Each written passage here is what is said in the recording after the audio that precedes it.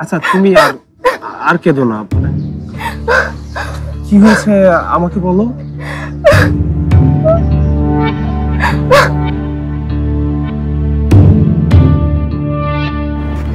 তোমার সাথে ব্রেকআপের পরে আমার একটা নতুন রিলেশনশিপ হয়েছিল।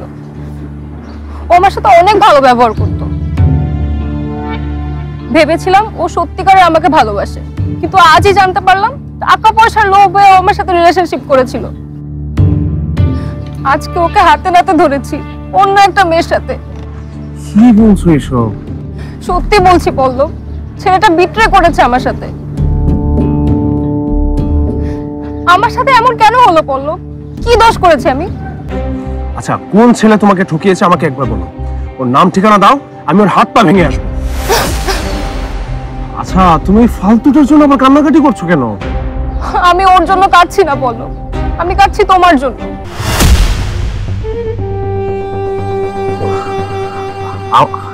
আমার জন্য? হ্যাঁ, তুমি কত ভালো, হ্যান্ডসাম, আর তোমাকে কিনা আমি ফিরিয়ে দিয়েছি। খুব বড় ভুল করে ফেলেছি আমি পল্লব। তুমি আমাকে সত্যিকারে ভালোবাসতে। আমার কিচ্ছু ভালো লাগছে না, এই জীবন আমি রাখতেই চাই না, বিষ খেয়ে মারা যাবো আমি। তুমি কি আমাকে এক বোতল বিষ এনে দিতে পারবে? হ্যাঁ হ্যাঁ পারবো। কি? না না, তুমি কেন বিষ খাবে? আচ্ছা তুমি এসব কি কথা বলছো ফালতু? শোনো, এসব ফালতু কথা একদম বলবে না। বেঁচে থেকে কি করব আমি? আমার তো সত্যিকারের একটাও ফ্রেন্ড নেই। একমাত্র তুমিই ছিলে যার কিনা বিয়ে হয়ে গেছে। আরে বিয়ে হয়েছে তো কি হয়েছে? বিয়ে হয়েছে বলে কি ফ্রেন্ড হতে পারি না? সত্যি বলছো বলতো? তুমি আমাকে ফ্রেন্ড মনে করো? হ্যাঁ অবশ্যই মনে করি। আমার পাশে থাকবে তুমি? কেন থাকবো না? আচ্ছা ভাইয়া আর পারমিতার তো ডিভোর্স হয়ে গেছে, তারপর তুমি আমার সাথে ফ্রেন্ডশিপ রাখবে? পারমিতা কিছু বলবে না? আচ্ছা শোনো, পারির লাইফ পারির, আর আমার লাইফটা আমার। আমার লাইফের ডিসিশন আমি নিব, অন্য কেউ না।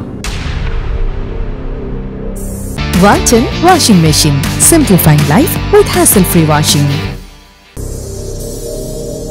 স্টুপিডটা আগের বারের ছেকাটা ঠিক মতো খায়নি, কিন্তু এবার খাবে। এবার তোমাকে আমি বারবিকিউর মতো পুড়িয়ে ছাড়খাড় করে দিব পল্লব, আর তোমার অ্যারোগ্যান্ট বউকে পায়ের তলায় ফেলে পিষে মারবো।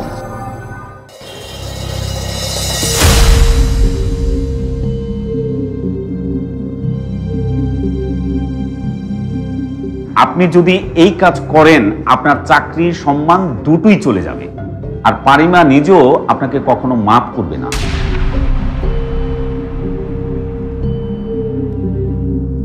আফজাল সাহেবের হাত দিয়ে ফাইল আসছে, মানে এর মধ্যে এক বিন্দু ভেজাল নেই। এই ভরসা আপনার উপরে আমাদের সবার আছে।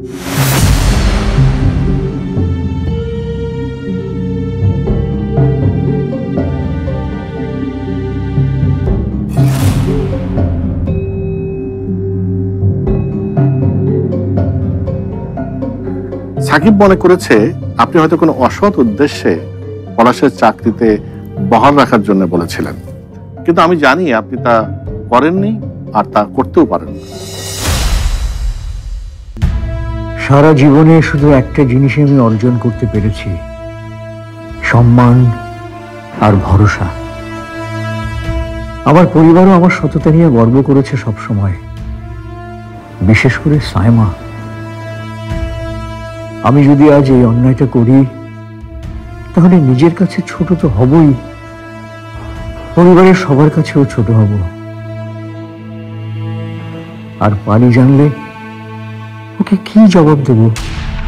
মৃত্যুর পর সায়মাকে কি জবাব দেব? আয়নায় নিজের মুখও তো দেখতে পারবো না। কিন্তু পারমিতার শ্বশুর বাড়িতে ওর প্রাপ্য সম্মান পাইয়ে দিতে হলে হতো 5 কোটি টাকা লাগবে। এই 100 কোটির লোনের কাগজটা পাস না করালে কিভাবে জোগাড় করবো এত টাকা? আমাকে যে কোনো একটা পথ বেছে নিতেই হবে।